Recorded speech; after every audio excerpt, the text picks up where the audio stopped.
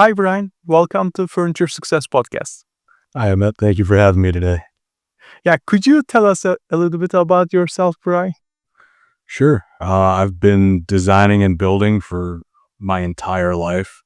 Mhm. Everything from, Legos as a kid to bike jumps as an early teen to furniture and decks and anything that you can put together and serves a purpose.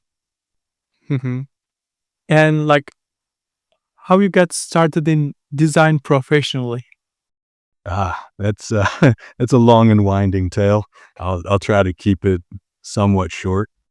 So I graduated high school and had the opportunity to go into engineering or design, and I picked the one I thought would make me happier, which was design.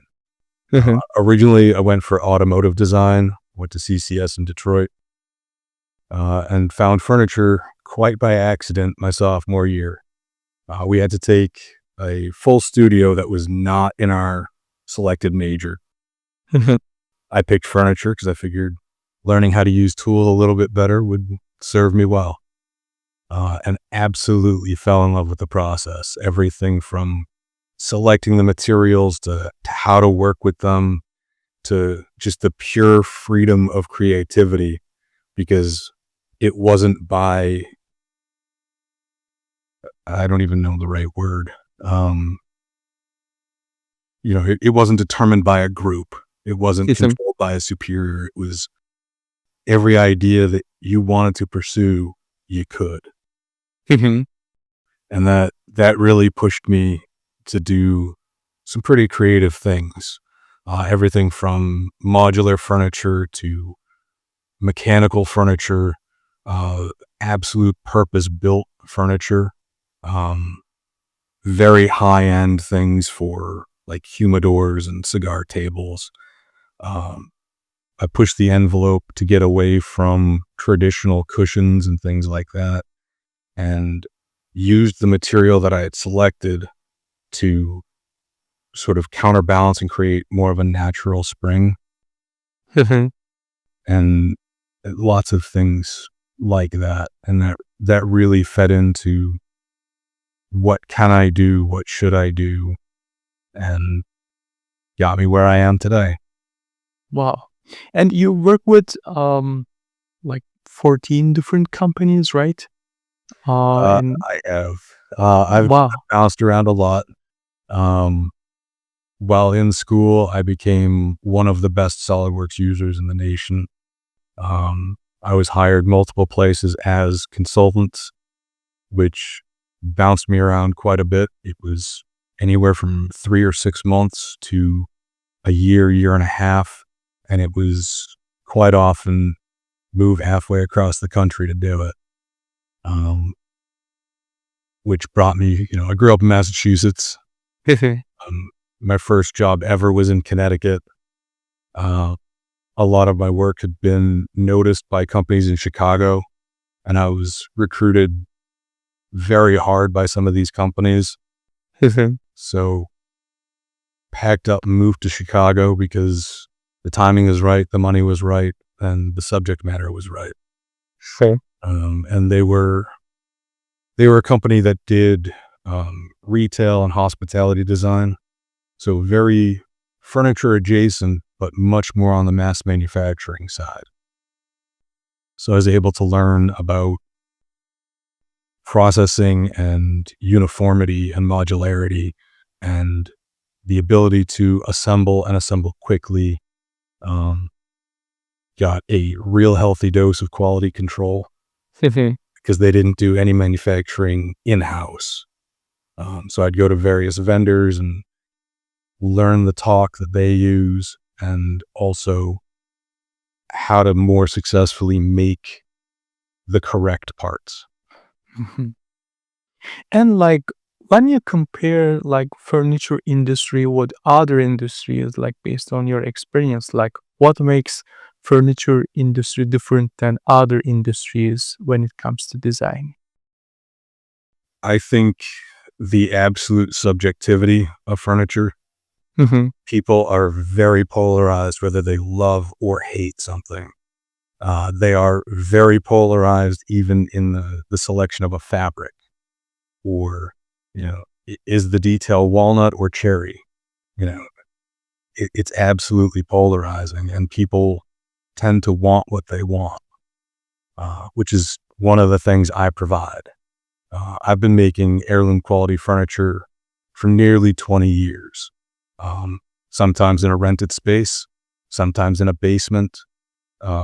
My house now in central Michigan Mhm. got a beautiful pole barn that I also built, um, full power and lights and heat and cooling. And it's very comfortable, very nice, and it gives me access to every tool I could possibly want. Um, so it allows me to really give my customers the furniture that they're looking for and that they're going to love and hopefully pass down within their family. Mhm. Wow. And as an American designer, like, and you need to compete with others, overseas designers, and also some big international, big name companies. They have like a design team, and competing with them. Like, how do you beat competition? Um, So with my furniture business, I Mhm. am very bespoke. It is only me in the shop, Mhm. which means I give one-on-one attention. I only take on one client at a time. So it is 1,000%. We discuss your design. I detail it out. I draw it out. They can be a part of the material selection if they want to, or I can send them samples. I mix most of all my custom stains and things like that. Mhm. So custom finishing, everything from engraving or wood burning or hand carving. If that's what they want, they're going to get it. And it's going to be exactly what they want. Mhm. And that's something that I think large companies lack on currently. Mhm. Is customization for a large company is, do you want it 46 inches or 47 inches wide? Yeah. It's not, pick your material, pick your grain pattern, pick the custom height of your chair, Mhm. which are all things I do. And I think as far as international goes, if there's ever a problem with something I've made, say the tabletop warps due to humidity or something like that, I can go fix it. I can either drive down the road, hop on a plane, wherever my customers are, and I can go fix it. Where seems to be a lot less accountability with things that are shipped internationally, because what are you going to do? Mhm. And how do you approach switching between freelance work or like your custom work and corporate design roles? Like, is it hard to switch between those? Like, I think that at this point, the corporate design level roles and engineering roles that I've held, that they pay the bills, they provide insurance, Mhm. don't necessarily feed my soul as much. My furniture business is my passion project, to the point where I'll get home from a 10-hour, 12-hour day and have some food and then immediately go out to the shop. And I'll spend Mhm. 4 to 6 hours a night out there just working on stuff or planning my next steps, or throwing on some great music and just sanding until I can't hold the paper anymore. Yep. And can you share an example of a project that was particularly challenging or rewarding for you, like especially for your own design company? Like, I think the hardest, most challenging was probably my first professional project. And this dates back to 2008. No, 2007. like your company is like 18 years old, right? Yes. Yeah. Yeah. Wow. So this goes back to 2007. Yep. I worked with a gentleman who was opening his own gym, and he wanted an absolute statement piece for his cash wrap. He was showing me images of Italian contemporary fixtures that he could buy, and they were way out of his price range. The lowest price was $30,000. The highest was Oh, $75,000. wow. Now that's, shipped, delivered, installed. Um, his budget was $3,000. So I did a whole bunch of sketching. We agreed on a design. I ordered all the materials. I built the entire cash wrap in 3 weeks. The Wow. day before I was delivering it, the rental space I had flooded, and I lost the entire piece. There was not one salvageable piece left. So I called him up and said, "Hey, these are the circumstances." And he said, "If you can get it here in 2 weeks, no issue. You'll still get paid." And I said, "I'll make it happen." So very long days, lots of heavy lifting and hard work. I got it built in 2 weeks, delivered. He loved it.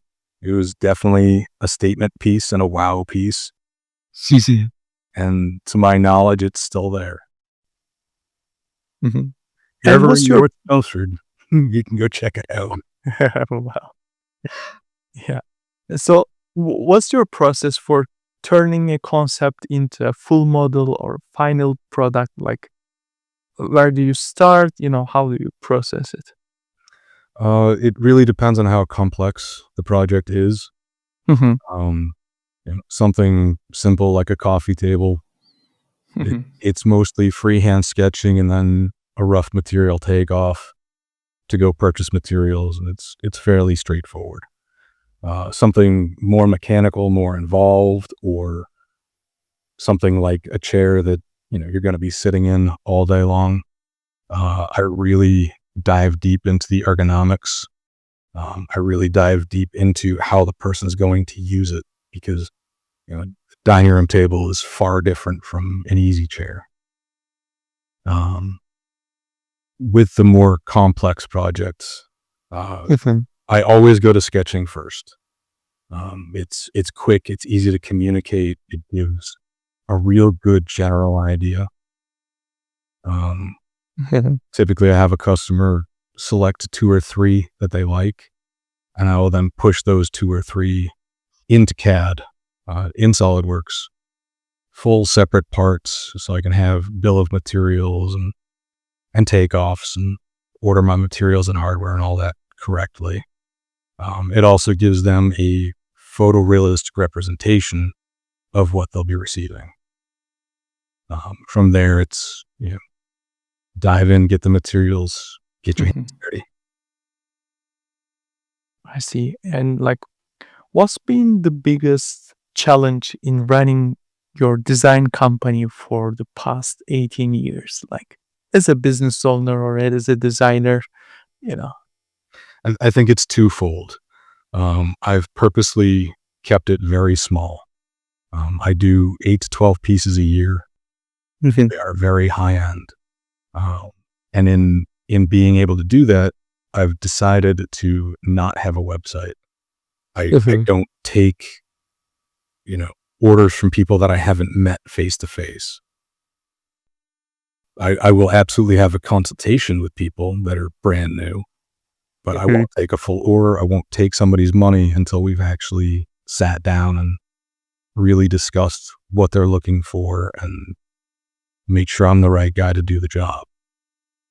Mhm. So not having an online presence, I don't do social media either, makes it very difficult. Uh, Yeah. and most of the time you have to really show somebody your physical work to Mhm. get their buy-in to then say, yeah, I want you to make something for me too. That coupled with moving around so much and having to close down the shop for a month while I'm relocating and Mhm. find a new place to start working out of. It, those two things are definitely the most difficult. Mhm. That would be great if you started like 18 years ago, like, uh, with your website, and, not every social media platform was not available. Like, I think like Facebook, we have Facebook, right? Yeah. That would be great if you have a Facebook account, and you will take advantage of search engine optimization, and, because building like 7, 8, 9 figure uh company, without a website, social proofs, like, it's really, hard, because people like, they use their phone like 5, 6 hours a day, right? So, and all right, and, hmm, like, what advice would you give to designers looking to start their own business? You know, Oh nowadays. man. Um, I'll give you the advice I wish someone had given me. Um, find a mentor. Learn the ropes first. Whether it's a year, 2 years, 3 years, I would put that in a professional environment. Um, find a company that is more of a consultancy where you can have a better one-on-one relationship with the person that runs the books and the person that sources the business and the people that have to do any kind of outsourcing, because most people are going to have to do some kind of outsourcing, whether it's a purchasing element like buying specific legs that the customer wants, or sheet metal brackets, or something like that they don't have the equipment to do. Um, so really learn the ins and outs of the business part prior to starting your own business. Because there were many mistakes early on in my career that happened because I had no idea how to run a business. Thought it was, oh, I'll Mhm. make this and I'll get paid and it'll be real simple. And it's never as simple as it seems. Mhm. To that point, I write up my own estimates. I write up contracts for every piece I make. I break it down into milestones with pay dates at each milestone, because Wow. there's no sense in putting 200 hours into a custom piece of furniture. Mhm. It doesn't end up paying. I've only ever had one customer that didn't pay, and I chased them for better part of 18 months. Wow. Ended up going to small claims court and Oh. eventually got a portion of what I was owed. But because there was very little documentation, there was nothing to fall back on. Mhm. Wow. Yep. And like, what trends are you seeing in custom furniture and product design right now? Like, any new materials or technology like influence your designs?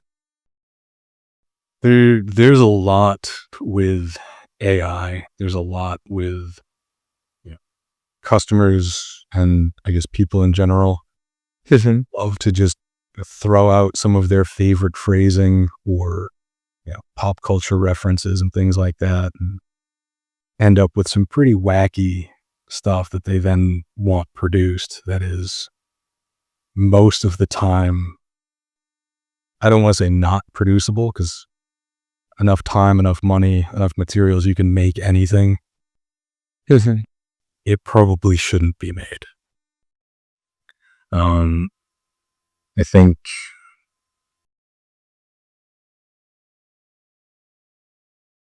as far as things like 3D printing go, I don't know that they're affordable enough in the right materials for the average person to then push into that. Mhm. You can 3D PLA print just about anything you want, but Mhm. it's going to be under load. It's probably not going to hold up. And things like selective laser sintering of titanium. I mean, it's there. I mean, it's used in aircraft, Mhm. but is somebody going to pay $8,000 for a custom bracket? No, they're really not. So I think there's a bit of a disconnect with that as well, Mhm. specifically when it comes to heavily ornate pieces. Um, you know, I can do, carved cloth feet for whatever you want. The juice typically isn't worth the squeeze for most clients. Mhm. I So see. I try to educate the people that I work with as well, as far as this is what it takes to do this task. And you can expect to spend this much if you want to go this route. So I like to give options that way as well. Um, Now I'm not against technology at all. I think Mhm. probably 5, maybe 10 years from now, if you want to 3D print, a giant root ball entryway table, Mhm. be made out of solid titanium, it'll be a very real thing. We're just not there yet. Yeah. Some shoemaking companies, like, they use it, you know, but for furniture industry, it could be, like, too early to, I, especially for I think custom furniture making. the Yeah. size of things is definitely a deterrent for Mhm. 3D printing as well. Yeah. How about, like, adding some parts, like charging stations, like lights, maybe, music kind of things, like, do you do that as well, in recent years? Or I do, yeah. Mhm. So one of my recent projects was actually a DJ stand. Or I call it a DJ stand. It's a gentleman decided he was getting deeper into creating his own digital music. So it's Mhm. more or less a sound lab. Lots of electronics, multiple levels, everything from bookshelf speakers to a built-in subwoofer, so that this desk had absolutely everything he needed. Um, I went through the entire build and figured out the harmonic dissonance so that the speakers put out the correct sound at the correct levels, so they were all synced together. Because with wiring, the longer the wires, the more delay. Uh, Mhm. it had built-in power strips and charging ports for keyboard, computer. He had a digital record player so he could scratch and do that kind of stuff as well. Um, so it was all encompassing. And then I also built it so that all of the wiring was concealed and it came Mhm. with a single plug. So in his very small rented studio space, it it it took up very little of the room, and it was also built so that it could be freestanding with a pop out rear foot, or it could be leaned up against the wall and be self supporting. Mhm. Wow. Yeah, like, you talk about, like, scaling, your business, like, you kept your business like one man army, and, you provided premium service, and, it's like company on one. But, uh like, do you think that was a mistake, like, especially, like, scaling, maybe, like, um 10 employee company would be better idea? Like, do you think like that, like, after 18 years, right? Uh, it's Or do you enjoy, like, having all the ownership and responsibility, like, because you will be dealing with some interns, like, some um client satisfaction issues after you hire someone, right? So So I think that if I were ever going to scale, it would have already happened by now. Um, Mhm. so whether you scale, whether you start out with multiple employees, I think a lot of that has to do with who's in your circle. I think it Mhm. also has to do with your financial situation. Mhm. So when I started this business, I was a recent college graduate. I had $14 in my bank account. I got my grandfather to give me $500 as seed money. Mhm. I worked out of my parents' basement and I paid them rent when the project was done. I It see. it, it Yeah. was tight. Yeah. There was no way to pay anybody else. Mhm. I By the time I finished 2 of those reception desks, I barely Mhm. paid myself. Um, I ended up making, I think, $3 an hour. Wow. Yeah. You Uh, started from scratch, yeah? yeah.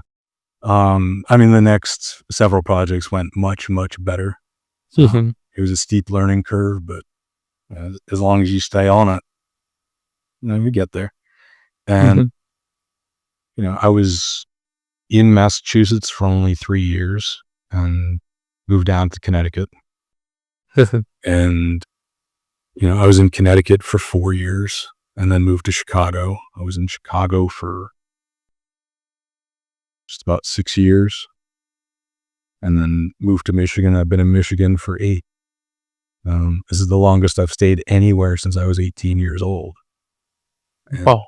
yeah, so I think finding, if I were going to have found a group, say a salesperson and a project coordinator and a couple shop hands, it would have already happened.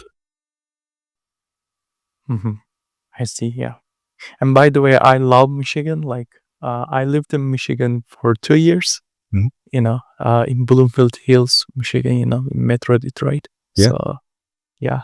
And like, I love Midwest, Midwest culture. All of my core friends are from Michigan. Even now I live in New Jersey, but New Jersey is like, different. New York culture is like people not close to each other in big cities.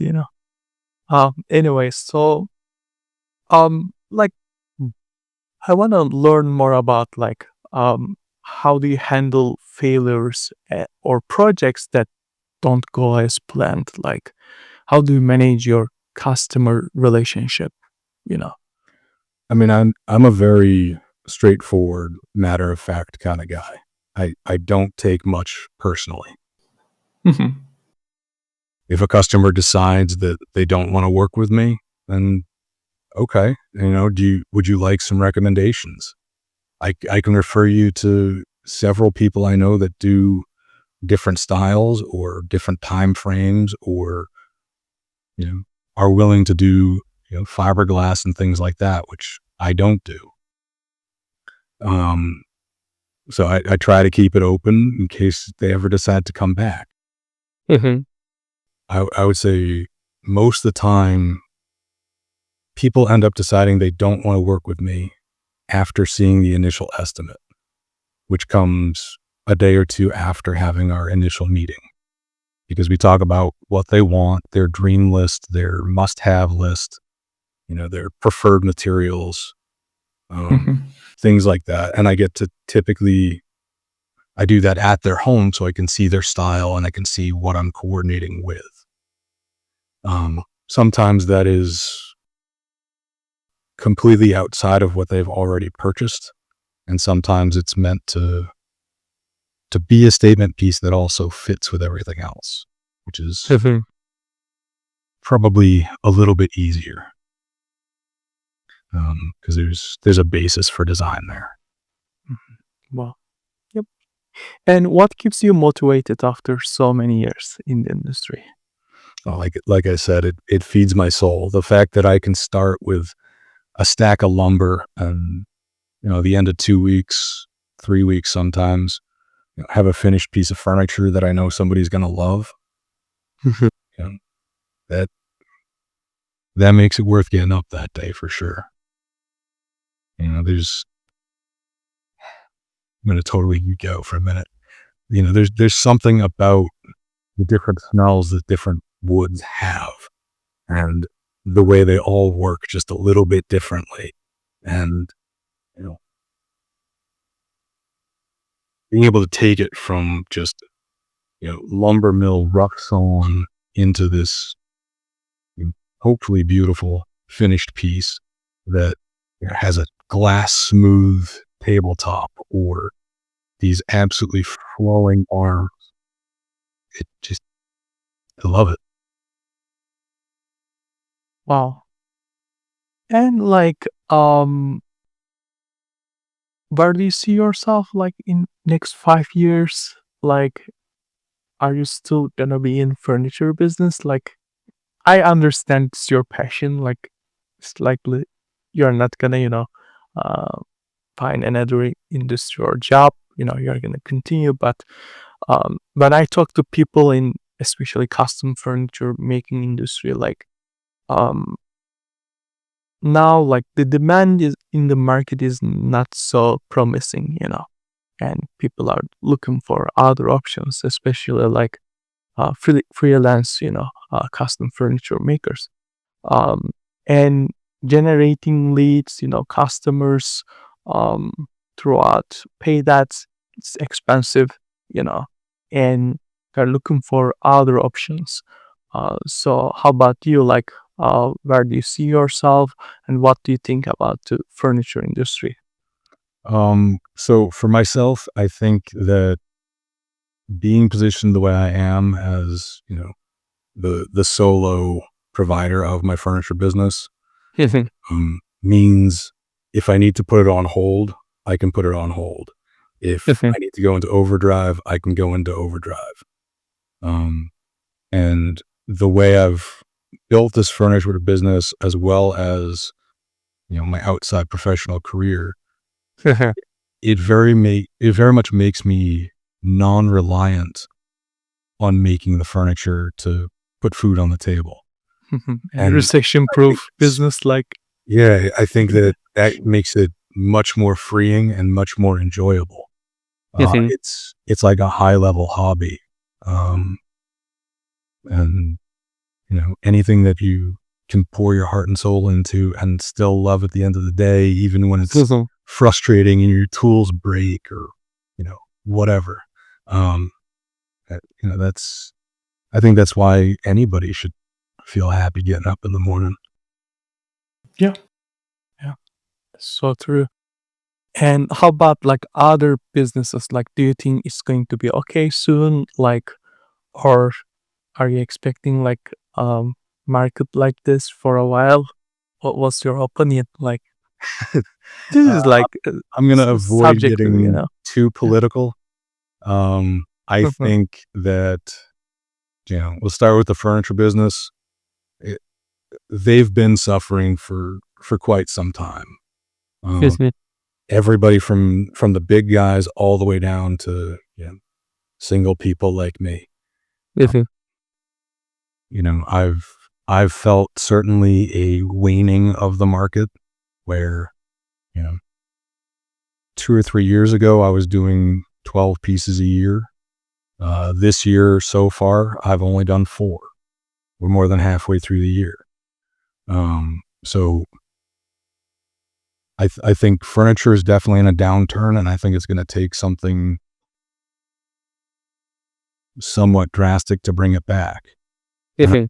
I don't know if potentially things like tariffs could end up helping some of the smaller furniture businesses, because domestically sourced small lumber mills is, I mean, that's where I do my shopping. Mhm. If I'm buying from a guy that isn't paying tariffs, he's not passing that on to me either, which really makes me more competitive with some of the bigger companies. As a whole and as a nation, I foresee it being pretty rough for the foreseeable future. Yep. Um, I ask you because like my clients, people around me are asking me, hey, what's going on? And when it's going to be okay. And I always say like, I don't know. We have to do our, best move each time, but we don't know the future.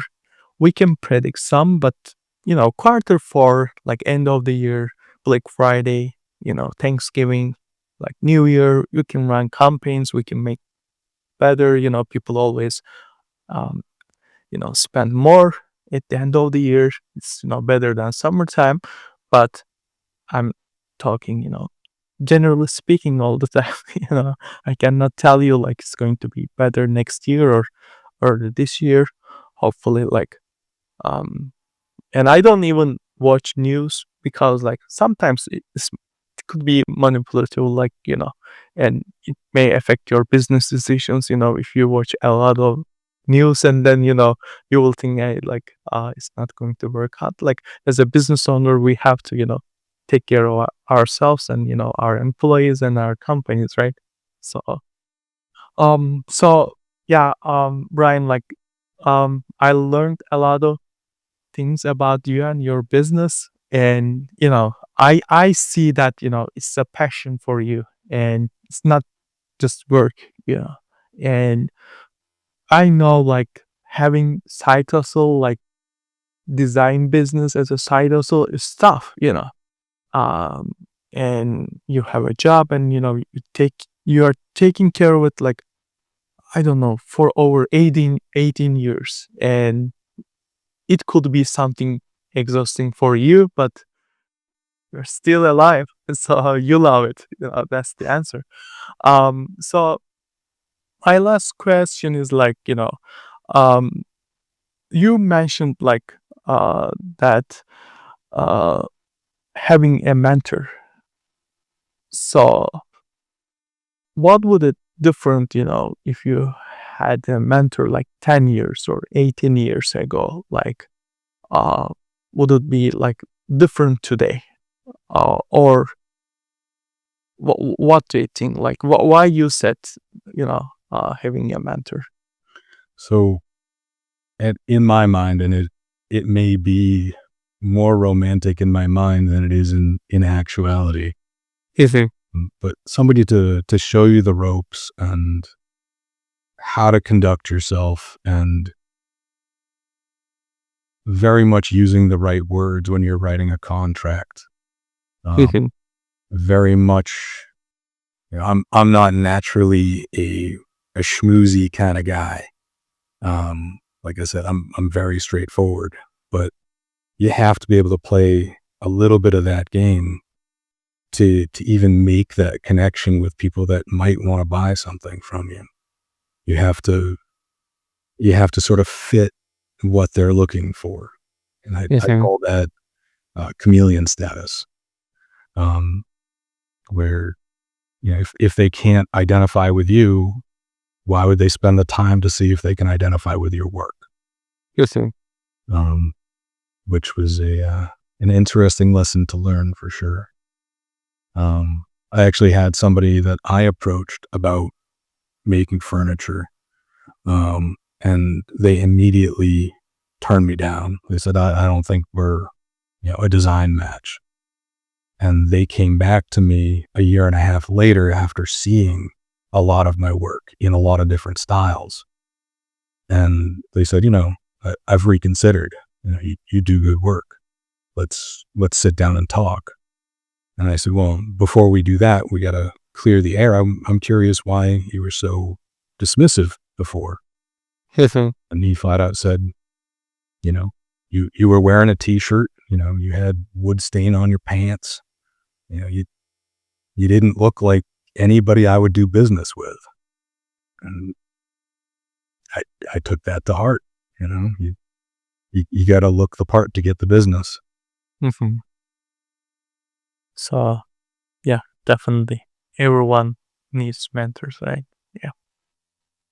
Wow. So for our listeners, like, can you share your contact information, like, if they want to reach out to you for possible, partnerships or, you to contact with you, like, how they can reach out to you? Sure. The probably easiest way to get a hold of me is by email. Mhm. It's bhurvitz@gmail.com. You can also reach out on LinkedIn. It's also B Hurvitz Design. Mhm. either of those are probably the best way to get a hold of me. Mm-hmm. Right. Yeah. Thank you for participating in Furniture Success Podcast, Brian. Thank you, Ahmet. It's been a lot of fun. Yeah. Thank you. Thank you. Bye-bye. Bye.